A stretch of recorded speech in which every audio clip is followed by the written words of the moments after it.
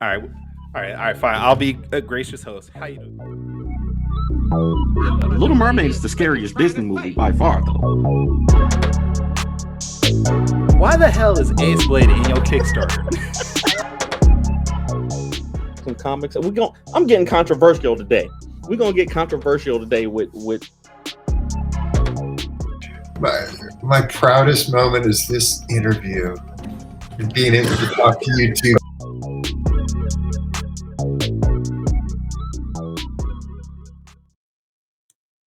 Ladies and gentlemen, boys and girls, children of all ages, Taurus Comics in collaboration with Fourth Wall Productions respectfully brings to you what?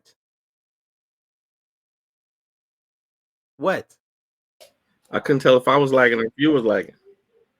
Oh, well, I can't hear you all of a sudden, so it It's might be me. you. Okay. Respectfully brings definitely to you the 123rd episode of the Four Tales podcast. I'm your host, Kyron Silva, Dan, and together we are your two award-winning Blurred comic creators here to help you find your next favorite comic. We are live on the Age to Geekdom network via Facebook, Twitter, Twitch, and YouTube. So if you're listening or watching us live, thank you for your support. But don't forget to like, subscribe, share, and review this podcast because all your positive reviews and interactions help us reach a bigger audience. What's up, man? Mm-hmm. Are you okay? Mm-hmm. Why are you smirking? What comics you been reading, Kyron?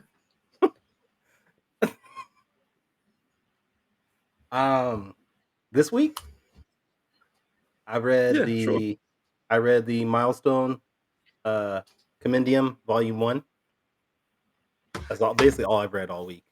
And it's just brought back so much nostalgia. It reminded me of the things that got me into comics. Mm-hmm. Been proofreading Ballad of the Black Rose Volume 2 or Issue 2. So I can start drawing that. And yeah, that's it. Yeah. Hey, solid. It's a solid week. I got some. Why do you look so mad? Why are you so mad looking? Oh, you're frozen.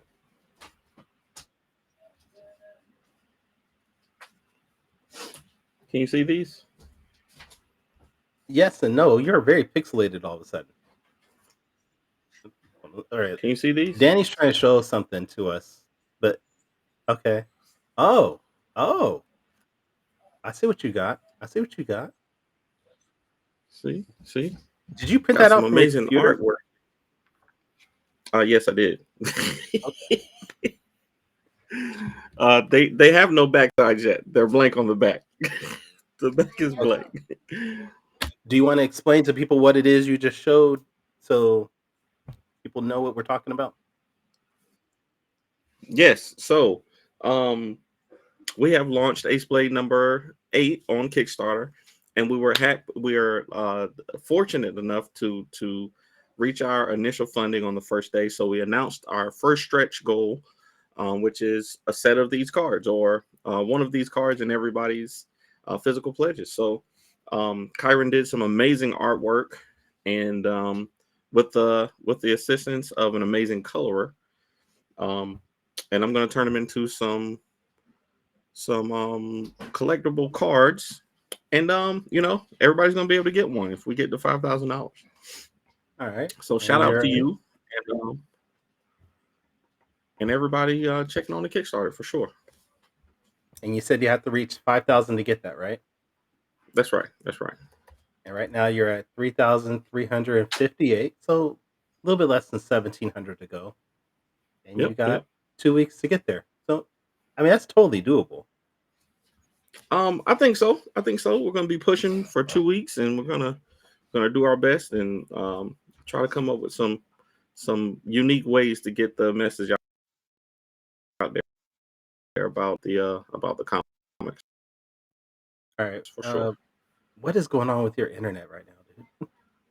For sure. Thank you for that, Iron, by the way.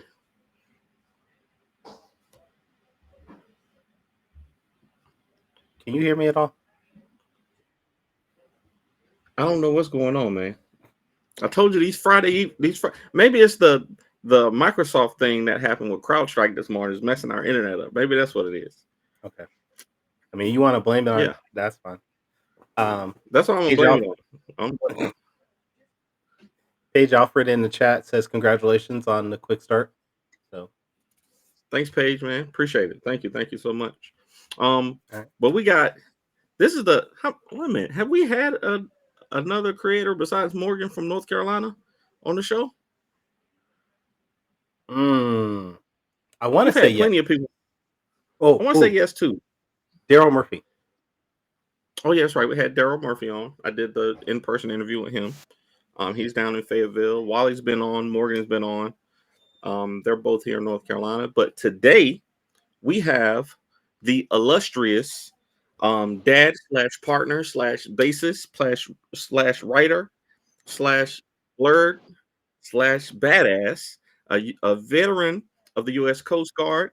Our guest is a writer, an editor, a producer, and a Grammy considered songwriter with a compulsion for creativity. He is also a B.E.A.M Award nominee.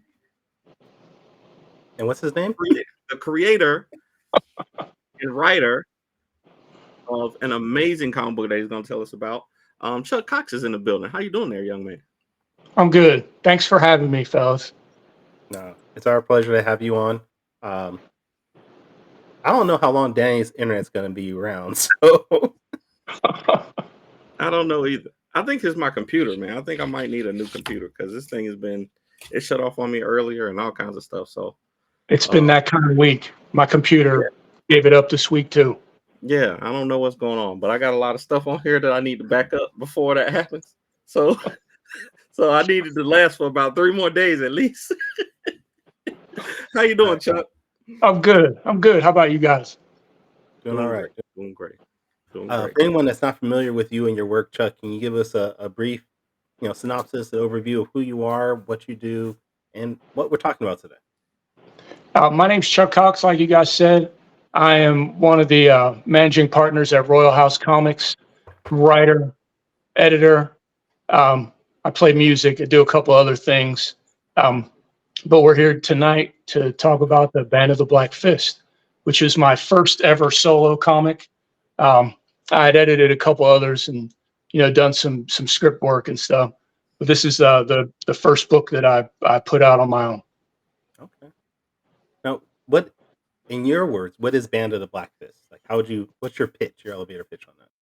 Okay, so it's a fantasy story about the survivors of an elite mercenary troop who have to put aside their grief and their differences to help a bloodline that's being besieged by this monstrous enemy out for revenge. So pretty much I was inspired by, all those fantasy movies that we love, the fantasy stories we love. You get those group of dissimilar people together. They go on a quest.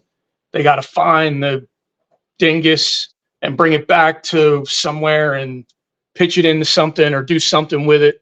You know those stories. So I was inspired by that. But it occurred to me that we never ever find out what happens after. What happens after evil is vanquished and all the bad guys have gone home and the survivors are left, in a world a lot of times that maybe doesn't need them anymore. What happens? So I wanted to kind of explore what would happen with a group. The original band of the Black Fist is 20 people strong. When the story begins, there's only 3 of them left. Everybody died during that big quest, giant battle, where they saved the world. So now we're left with the 3 survivors, and they're kind of just together thinking, what now? War's over. What are we going to do now? And that's where the story begins. That was going to be my question to you. I was wondering if I know they're the only 3 that are in this story so far. I read the first issue and I was going to ask if you were going to tell us if they all actually died, if the rest of the Band of the Black Fist died, because you have them listed in the comic, but I was hoping that we might be able to meet some of them along the way. Well, I guess we're going to have to catch it in flashbacks. It'll be in a flashback because they're all toast. They all got murked in that final battle. They didn't make it, including the leader, The charismatic, the one that everybody was there to follow in the first place didn't make it. So it's just the three left. And, maybe not the three most powerful or the three most personable, but they're all stuck with each other. They got to work it out and figure out what they're going to do with their lives. I don't know. DK was getting down. DK is the small one, right? Yes. DK was getting busy. I don't know. And then Yeah. Yeah, the also, one-armed woman too. also with the one arm, was getting busy with the with the what do you call it? With the fencing style, Yeah. With the fence, she's actually the finest sword in the land. In the story context, she's the greatest swords person in Tarsus, is the name of the continent. BK is a firecracker, like a one-person army, and Sanishjaro is a war priest. So he's the wise man. But you get on his wrong side and he'll smash you. Yeah. Okay. Is the triangle? Is that insignia of the war priest? Yes, that's his symbol. Yes. Okay. See, I'm putting it together now. I'm Figuring it out. Yeah. No, man, I love stories like that. Like you said, I'm not the biggest Lord of the Rings fan, I guess you would say, but I like stories like that where the group has to come together and throw the ring in the volcano or whatever. Right. But, yeah, I like the take that you took on this, where what happens after that? In the aftermath of the great battle, then what happens next? So I don't want to give away what happens in the first issue of your story, but it seems like they're about to go on another quest. Yes, they're about to go on another adventure. And part of that is, when you've done something for as long as you can remember, how easy is it to give that up? Even when everything's telling you should probably give it up. How hard is that? It's a difficult thing, turning your back on your one particular skill set. Mm-hmm. So there were questions, they're going to be questions of should we, shouldn't we? But yeah, I'll give you a hint. They're going to do it. They're going to do it.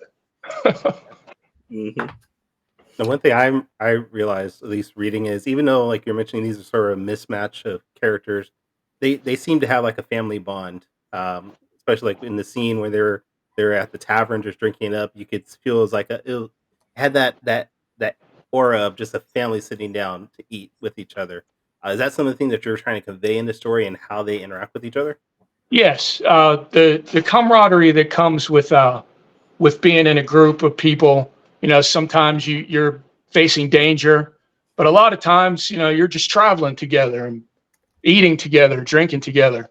So there is an element of it, like a little bit of sibling rivalry, a little bit of that thing. But yeah, that was something that I really wanted to convey with that particular scene, because that's really the first time they sit down and almost discuss what's happening. One of them is like, "It's over." Look around. Everybody's gone. It's over. Yeah, And then the like others, they're just trying to figure out like, what do we do? What do we do? Exactly. What do we do now? Oh, well, hey, here's this guy. He's got another job for you. So let's try that. We know how to do that. We know how to do these jobs. And that'll give us a little bit of time to think about, what we want to do with our lives now that, in this continent too, this grand war has just ended. So everybody's like still celebrating the end of the war. So they're like, yeah, the whole world has changed. They don't really need us. Well, it turns out somebody does need them. Mm-hmm. So they're going to answer the call. I almost felt bad for that first group that they ran up on in the beginning. There was a panel that stuck out to me where the kind of the leader of that group, he was like, "Oh shoot, we picked on the wrong people." Like, I know who they are, right? Right. This was the wrong choice. We should not have picked on these three. That was the Emerald Guard, wasn't it? To the legend. The Emerald Guard, that's right. Yeah. That was the Emerald Guard, right? Yes, yeah, the Emerald Guard. And so there's a huge amount of backstory. The Band of the Black Fist actually was born of an attempted novel I wrote in my 20s, which I wrote the quest part of the story, getting the group together, traveling to a distant land to find the magical whatever, and then bringing it back to defeat the Regent Queen or the evil Regent. And part of that was the Emerald Guard were enemies of the Black Fist. So they had a little bit of a thing going already, and the guy was hip to their legend. So I thought that was a neat little part I put in. It was like a little nudge, nudge, wink, wink to 25-year-old me that wrote the novel. I like it. I like it a lot. So is the novel, is it out? Is the novel Oh out? no, that's one of those locked away, never to be seen. Excellent premise, not so great in execution. Okay. Yeah. It was, it's been many years, a couple decades since I started writing it. I was gonna say I I've would learned read a lot it. since then. I've learned a lot about writing novels since then. Maybe one day.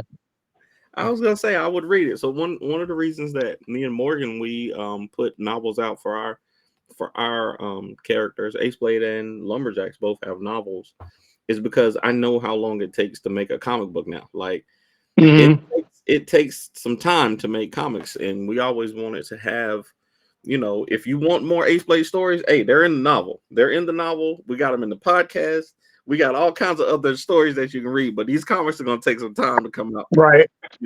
So what if anything have you put in place to kind of keep the appetite wet for folks? When is the next, or are you planning on releasing issue 2 pretty soon?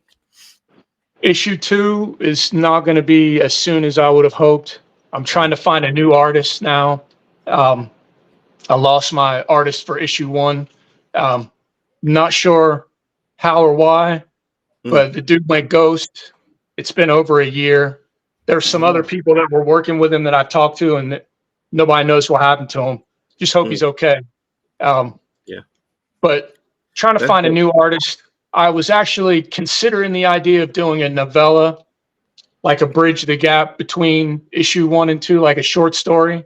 Because short stories are, I decided to go that route way back when instead of doing the novel. The short story is a better place for me as a writer.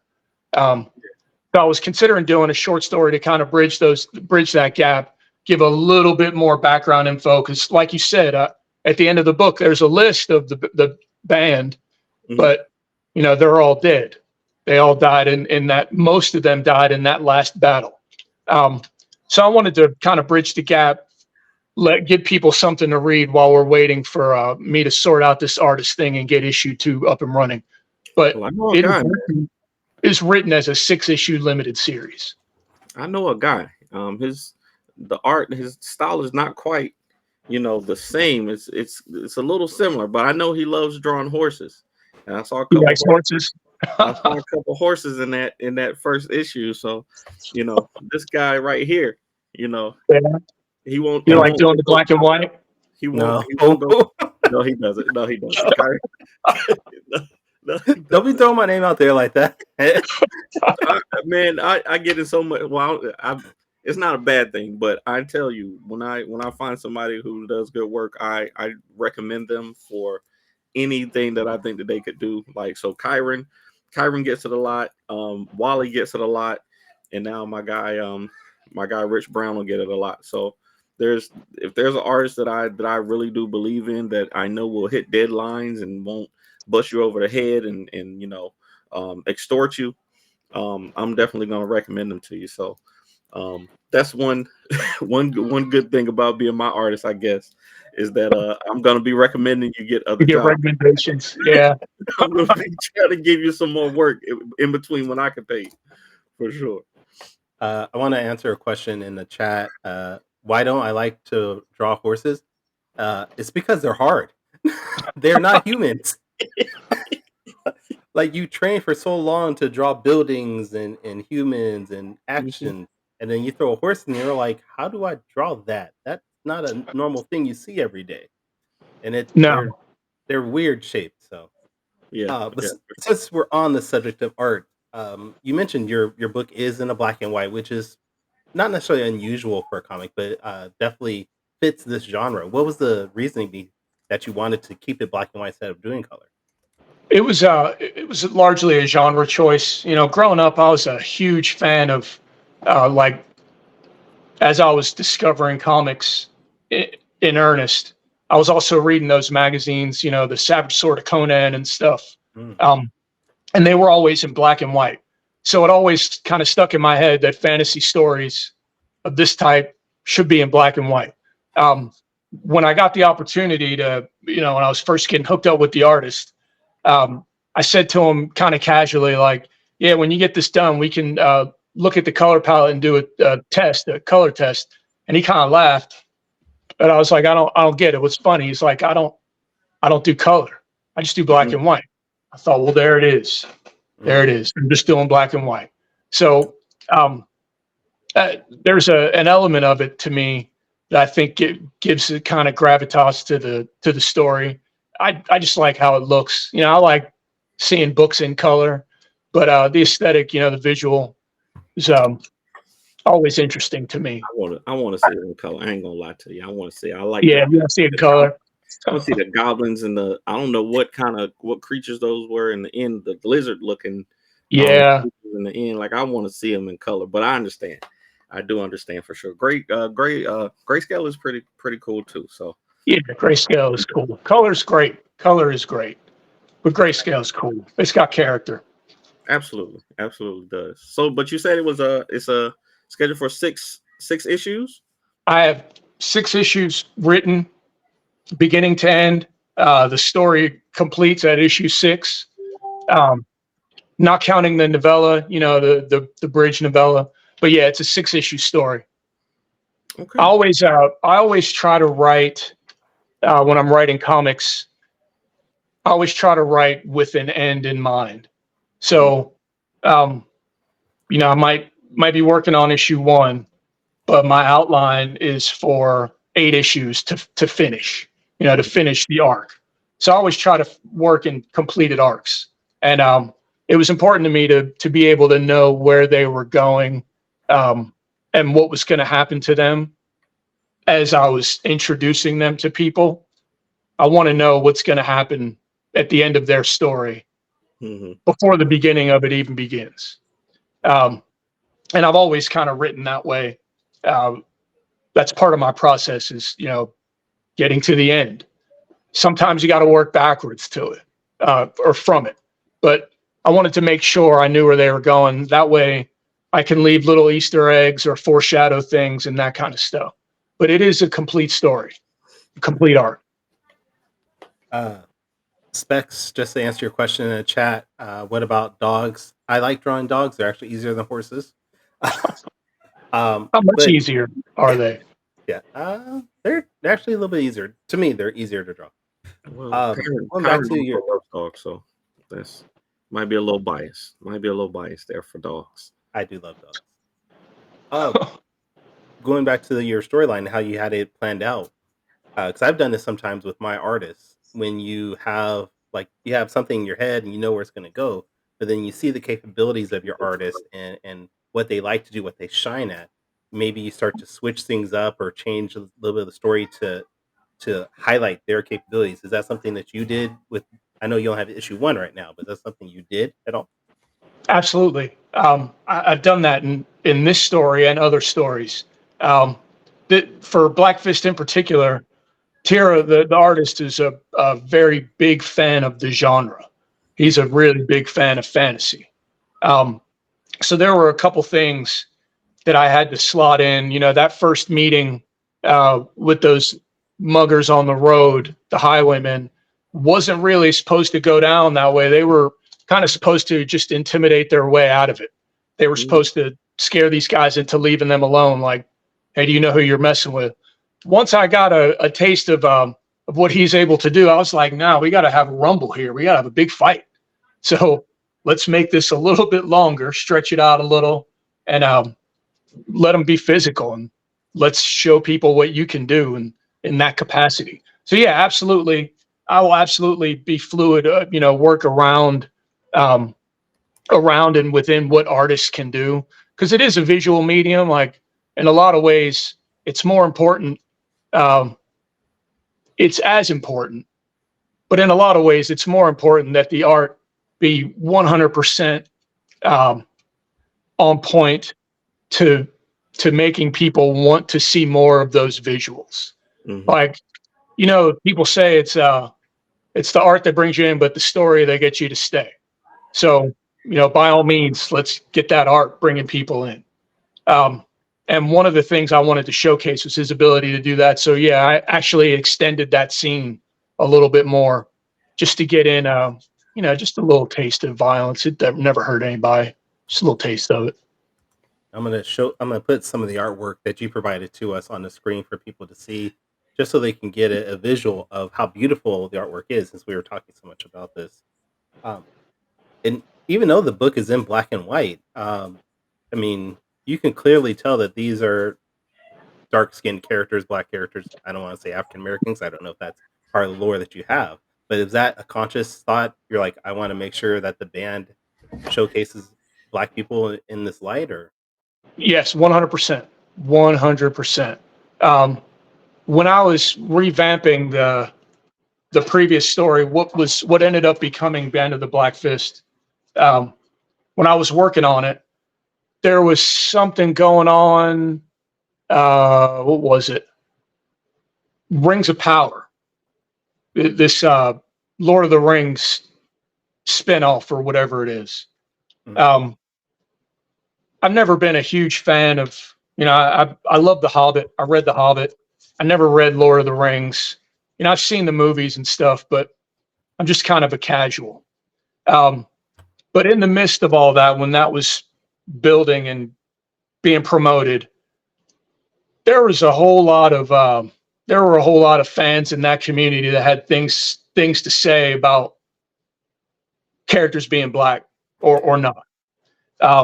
I read this entire manifesto this dude wrote about why dwarves couldn't be black, um, which, needless to say, it was ridiculous because they're fantasy creatures and they can be whatever we want them to be. So it was a 100% conscious decision that in my fantasy setting, the three main characters were going to be black people, full stop, with no remorse at all.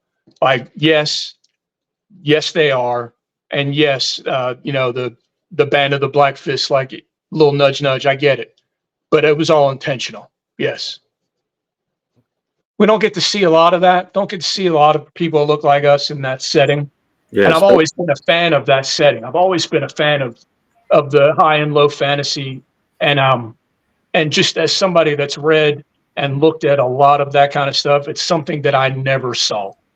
I felt like I was doing something brand spanking new. And at this point in the 21st century, like, come on, we're all here doing the same thing. Let's represent ourselves in these stories too. So that's what I decided to do. Absolutely. I think it's dope, man. Like I said, I enjoyed the first issue. I would have if number 2 was available, I would have immediately read number 2. I'm looking forward to it, man. So what in Thank the you. meantime, in the meantime, in between time, like I know you said you were working on novella. Is there anything else that you're planning on putting out until you find an artist for this one? Yeah, I'm working on a superhero comic right now. We're about 10 pages deep, 12 pages deep. It's called Red September. That will be coming out sometime, probably in the winter. The artist I'm working with on that is actually kind of a front runner for Black Fist. I'm really happy with what he's doing. He's a fan of the black and white as well. Okay. But I finally kind of got my head wrapped around, like, I've always loved superhero comics, but everything I've written as a comic until now has been something other, a little historical fiction, a little urban fantasy, this high fantasy. So I wanted to do a superhero story.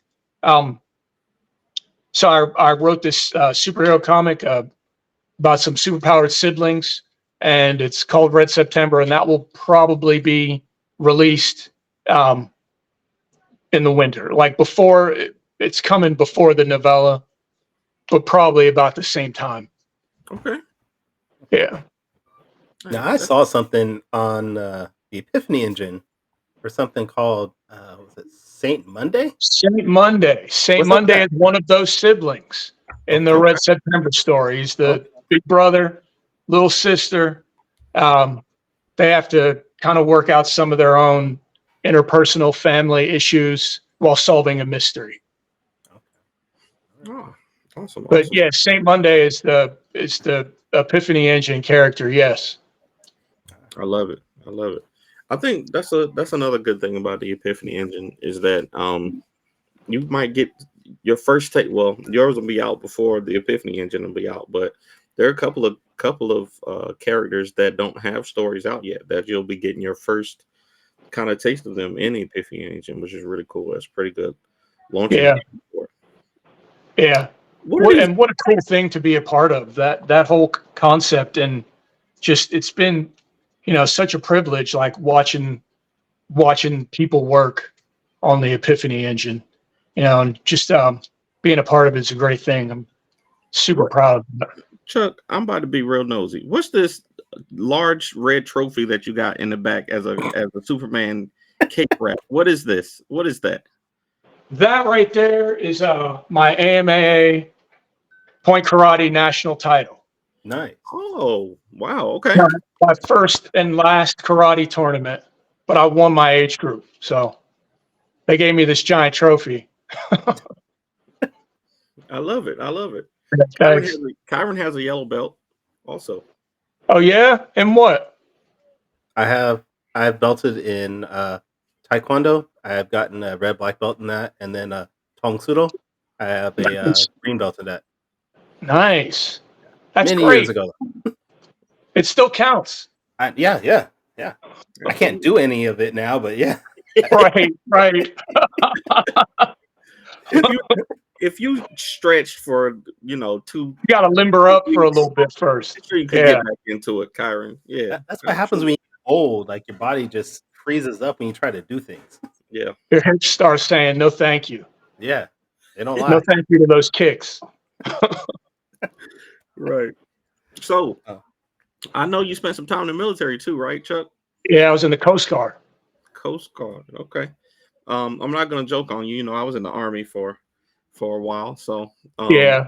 the tradition is that I would joke on you, but I everybody that I served with was excellent at their jobs, man. It was even when I was in Iraq and we had to deal with the meatheads, the Marines, and the Yeah. Air Force. You and their friends. My little brother went into the Air Force, and I was the one who told him to do it. So, I said I was like, Marcus, you don't want to sleep on the floor, and you don't like doing push-ups, so just go to the Air Force. So Go to the Air Force. Yep. I think the whole team is important for sure. But thank you for your service, man. And I think it's about time for quick takes, though. You ready? Ready, Kyron? I'm ready. All right, let's do it.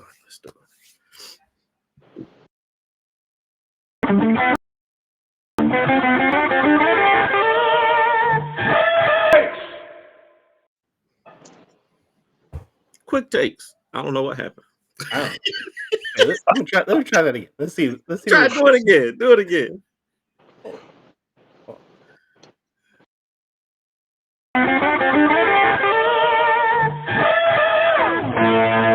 Quick takes. I need to hear it. The quick takes at the end. Okay. So is that better for you? There we go. I feel better about it. All right, Chuck. So if you've never seen the show before, Quick Takes is a rapid Q&A session that we do with our guests to grill them on their deepest, darkest secrets from the internet. Okay.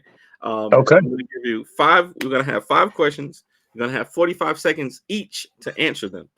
And these are just questions to let people get to know you a little better. All right. So following up on my question about you in the Coast Guard, I want to know what kind of things did you learn in the military that you may have applied in comics?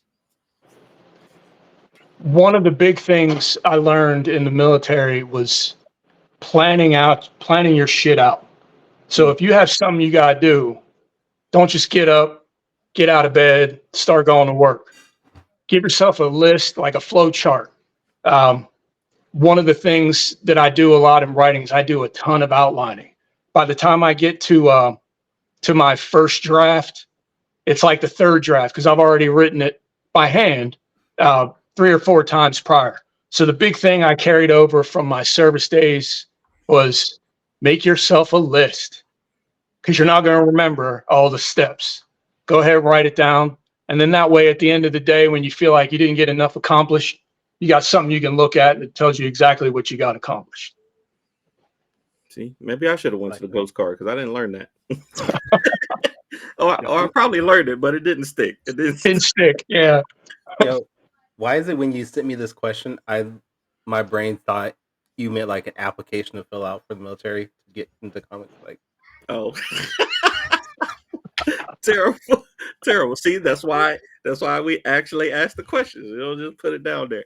hey, I should have just went into the military so I understood things. Should have gone too. Yeah. Terrible. Okay. Question number 2. Before we got on here, we were talking about some indie film that we both attended, and I want to know if you were to go into one of these 2 areas independently, knowing the troubles that it is to do them both, which one would you more likely do? Would you go into indie film or would you go into indie animation? Oh, geez.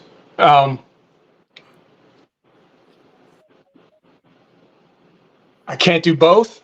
No, just one. Just one. I think I would go into indie film, and that's only because I already have a foot in that world. So I have a little bit of a head start, and like you said, knowing all the trials and tribulations that go with it, I'm just now starting to kind of figure out the lay of the land. So if I went into indie animation, it'd be like starting over again. I'm still learning to I've learned to deal with actors and other producers and directors and that kind of thing. So I'd say indie film. Okay, I like it. And as a follow up to that question, maybe you'll go in the same direction, maybe you won't.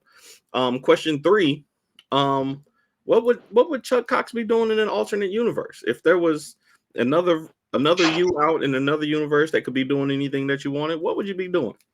In an alternate universe, I would have started writing comics 20 years ago.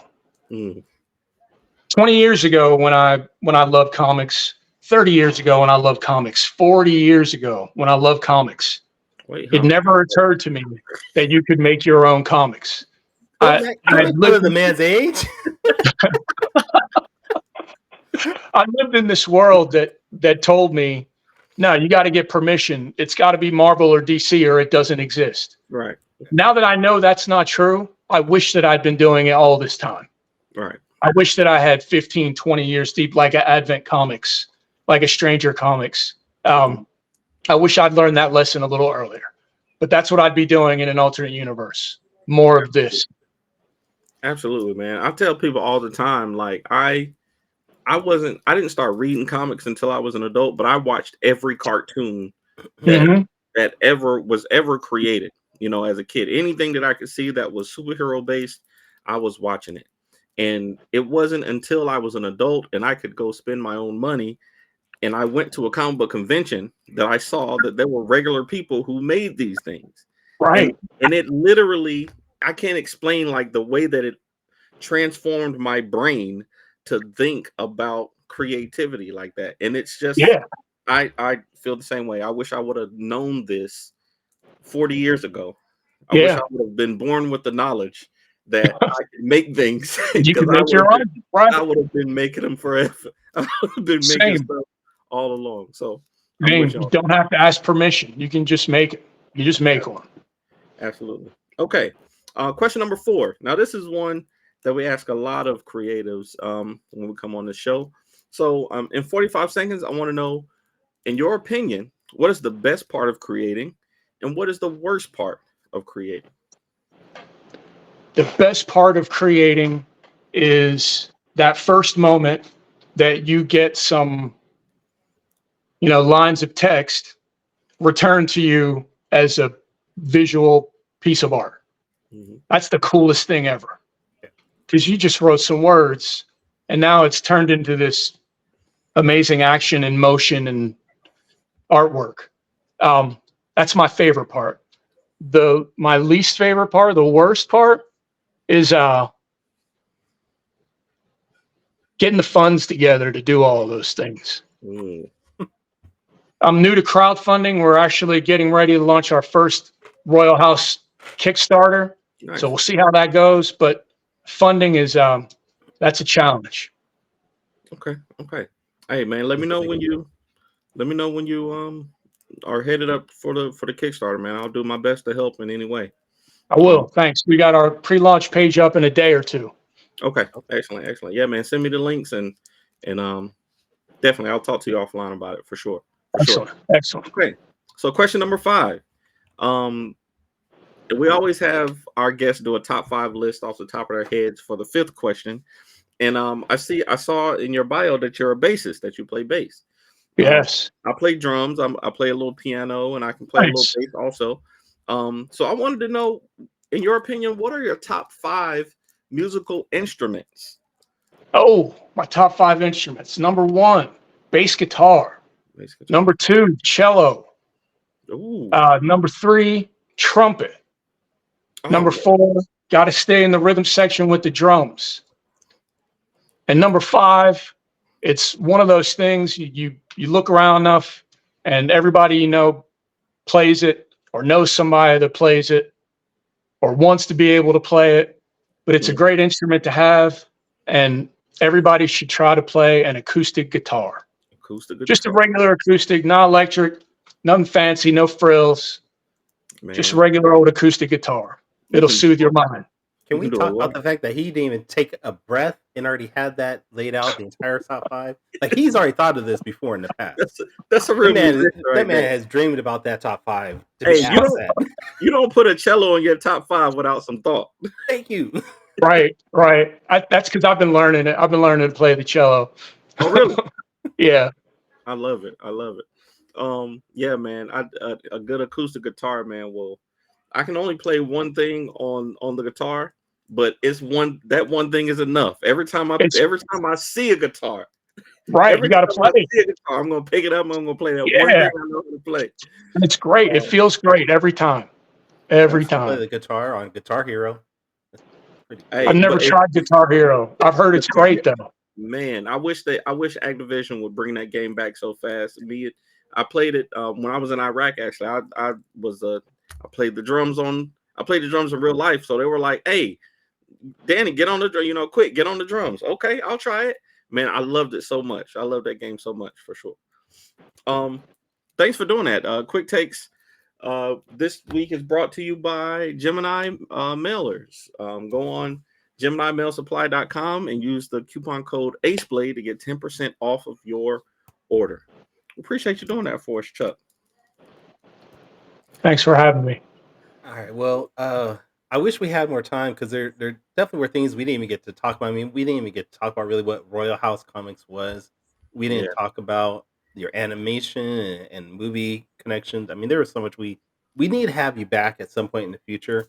But Age of the Geekdom is going to kick us off in like 10 minutes or so we got to end the show, unfortunately.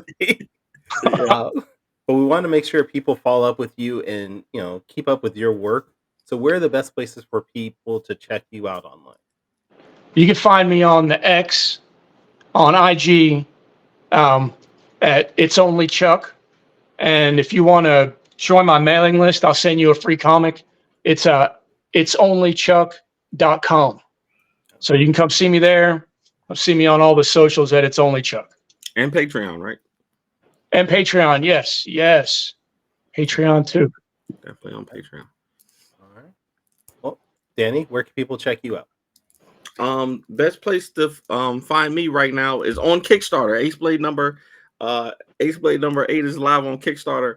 Go to fourthwallpros.com/Kickstarter to check it out. Or if you want to find me on social media, it's at the Aceblade on all social media platforms. No, I did not look in the bid list. We've been playing spades all week.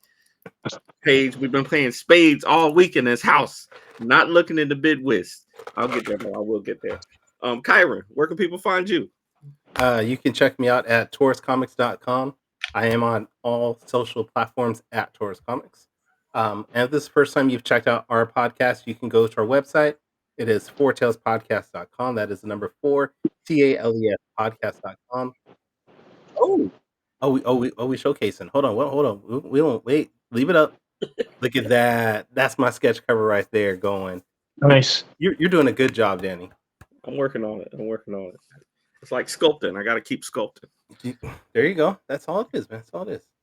I'll keep it up. I'm excited to see what you come up with on that. But I do want to give a special shout out today to my son, my oldest son. He is turning 21 this weekend. So happy birthday. I love you, son. And yeah, hope you don't get too stupid. That's what happens when you get 21. But anyways, join us next week. We're gonna have an episode that's all about Ace Blade, apparently. All about Ace Blade. We're gonna talk about the Kickstarter that's going on and all the great rewards that guy has. And yeah. So join us next week. Hopefully at this time. I don't know. Danny's complaining this time don't work for him either. So hopefully. It's late. Late. Hey, Paige, happy birthday to your daughter. So anyways, until next time, sayonara, goodbye, and everyone, please take care of yourself.